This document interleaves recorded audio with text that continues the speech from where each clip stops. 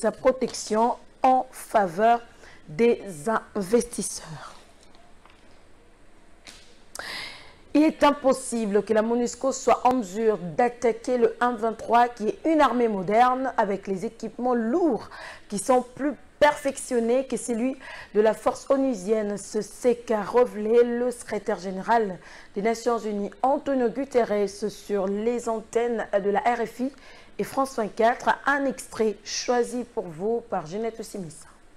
Il y a un programme de réduction progressive de la force qui est accordé avec le gouvernement, mais parlons franchement.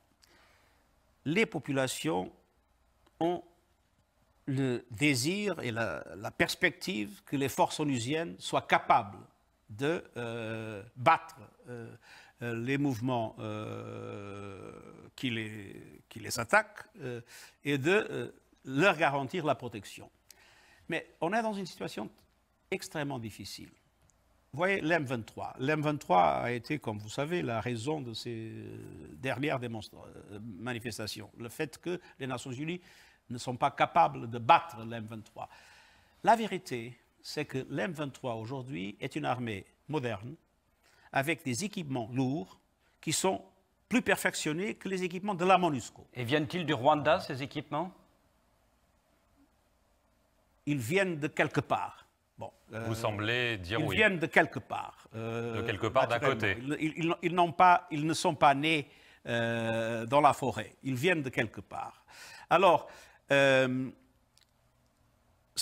qu'il faut, à mon avis, et c'est l'essentiel, c'est de trouver une discussion sérieuse entre le Congo, le Rwanda et l'Ouganda pour qu'on puisse avoir une perspective conjointe pour éviter cette permanente situation qui nous fait toujours, quand on a un progrès, venir en arrière.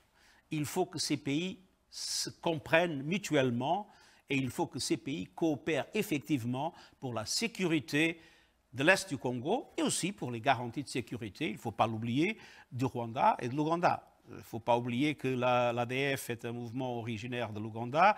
Il ne faut pas oublier qu'il y a encore dans le Congo le FDLR, je ne sais pas comment on dit ça en français, qui est un mouvement sorti des génocidaires des Hutus. Alors, il y a des préoccupations de tous les pays. Il faut qu'ils s'entendent parce que penser qu'une force de maintien de la paix peut résoudre des problèmes. Quand il y a maintenant des forces militaires extrêmement bien armées, c'est impossible. Et les populations, naturellement, ne le comprennent pas. Et pour nous, c'est une énorme... D'ailleurs, c'est un problème général sur le futur des opérations de maintien de la paix.